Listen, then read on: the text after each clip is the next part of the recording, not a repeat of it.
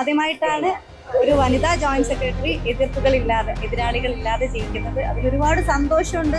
വിവാദങ്ങൾ, ആരോപണങ്ങൾ, പ്രശ്നങ്ങൾ ഒക്കെ ഉറപ്പായിട്ടും ഇനിയും ഉണ്ടാവും. അമ്മയുടെ ചരിത്രത്തിൽ ആദ്യമായിട്ടാണ് ഇത്രയും പേര് മത്സരിക്കാൻ വരുന്നത് തന്നെ.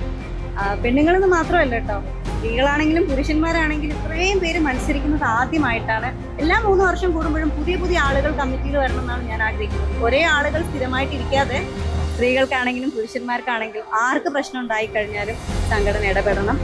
ശരിയുടെ ഭാഗത്ത് മാത്രമേ നിൽക്കാവൂ.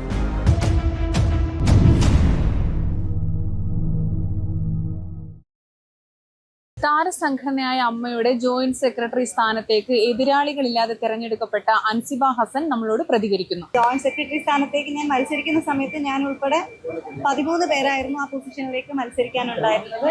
പക്ഷെ 12 പേരും മറ്റ് പൊസിഷനുകളിലേക്ക് മത്സരിക്കാൻ വേണ്ടി പോവുകയും ജോയിന്റ് സെക്രട്ടറി സ്ഥാനത്തേക്ക് എതിരാളികളില്ലാതെ ഞാൻ തിരഞ്ഞെടുക്കപ്പെടുകയും ചെയ്തു. അത് അമ്മയുടെ ചരിത്രത്തിൽ ആദ്യമായിട്ടാണ് ഒരു വനിതാ ജോയിന്റ് സെക്രട്ടറി എതിർപ്പുകളില്ലാതെ എതിരാളികളില്ലാതെ ജയിക്കുന്നത്. അതിലൊരുപാട് സന്തോഷമുണ്ട്, അഭിമാനമുണ്ട്. അമ്മ സംഘടനയിലെ ഓരോ മെമ്പേഴ്സിനും എന്നോടുള്ള സ്നേഹമാണ് ഞാൻ അതിലൂടെ കാണുന്നത്.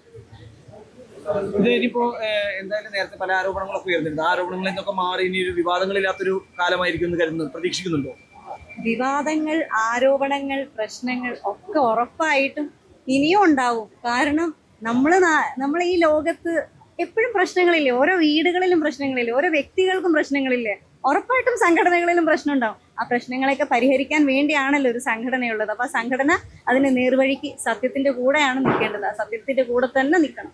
ഈ 17 അംഗ എക്സിക്യൂട്ടീവിൽ 8 പേരും വനിതകളാണ്. ഇത് ആദ്യമായിട്ടാണ് ഇത്രയധികം വനിതകൾക്കൊരു പ്രാതിനിധ്യം ഉണ്ടാകുന്നത്. അതിലൊരു സന്തോഷം മുഖത്തുണ്ടോ? ഭയങ്കര സന്തോഷമുണ്ട്. കാരണം എന്താണെന്നറിയോ, അമ്മയുടെ ചരിത്രത്തിൽ ആദ്യമായിട്ടാണ് ഇത്രയും പേര് മത്സരിക്കാൻ വരുന്നത് തന്നെ. പെണ്ണുങ്ങളെന്ന് മാത്രമല്ല കേട്ടോ, സ്ത്രീകളാണെങ്കിലും പുരുഷന്മാരാണെങ്കിലും ഇത്രയും പേര് മത്സരിക്കുന്നത് ആദ്യമായിട്ടാണ്. എക്സിക്യൂട്ടീവ് കമ്മിറ്റിയിലേക്ക്, അതായത് എക്സിക്യൂട്ടീവ് അംഗങ്ങളായിട്ട് 11 പേരുണ്ട്. അതിൽ 4 സ്ത്രീകൾക്ക് റിസർവേഷൻ ഉണ്ട്. ആ റിസർവേഷൻ സീറ്റിൽ 5 പേര് മത്സരിച്ചു. അതിൽ 4 പേരാണ് തിരഞ്ഞെടുക്കപ്പെട്ടിട്ടുള്ളത്. ഒരുപാട് സന്തോഷമുണ്ട്. സാധാരണ നമ്മൾ എല്ലാവരോടും പുറകെ നടന്ന് പറയാറാണ്, നിങ്ങൾ നിൽക്കൂ. പക്ഷെ ഇത്തവണ അങ്ങനെ ഇല്ലാതെ 5 പേര് മത്സരിക്കാൻ വന്നല്ലോ. അപ്പൊ എന്റെ ആഗ്രഹം ശരിക്കും പറഞ്ഞു കഴിഞ്ഞാൽ ഇനി ഒരു 3 വർഷം കഴിഞ്ഞാൽ അടുത്ത തെരഞ്ഞെടുപ്പാണ്. ഇപ്പോ മത്സരിച്ചവരെക്കാൾ ഇരട്ടി പേർ മത്സരിക്കണമെന്ന് ഞാൻ മനസ്സുകൊണ്ട് ഒരുപാട് ആഗ്രഹിക്കുന്നുണ്ട്. അതുപോലെ എല്ലാ 3 വർഷം കൂടുമ്പോഴും പുതിയ പുതിയ ആളുകൾ കമ്മിറ്റിയിൽ വരണം എന്നാണ് ഞാൻ ആഗ്രഹിക്കുന്നത്. ഒരേ ആളുകൾ സ്ഥിരമായിട്ടിരിക്കാതെ ഇത്രയും അംഗങ്ങളുള്ള ഒരു സംഘടനയാണ്.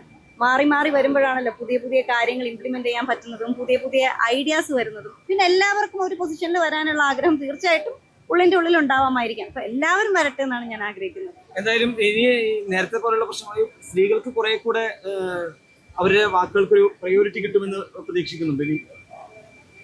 നേരത്തെ പ്രയോറിറ്റി കിട്ടാതിരുന്നു എന്നുള്ള കാര്യങ്ങൾ നമ്മൾ ഒരുപാട് കേട്ടിട്ടുള്ളതാണ്, കണ്ടിട്ടുള്ളതാണ്. പക്ഷെ സ്ത്രീകളുടെ മാത്രമല്ല പുരുഷന്മാരുടെ ആണെന്നുണ്ടെങ്കിലും, പുരുഷന്മാരും ഈ ലോകത്തിലുള്ള സഹജീവികളല്ലേ, സ്ത്രീകൾക്കാണെങ്കിലും പുരുഷന്മാർക്കാണെങ്കിലും ആർക്ക് പ്രശ്നം ഉണ്ടായിക്കഴിഞ്ഞാലും സംഘടന ഇടപെടണം.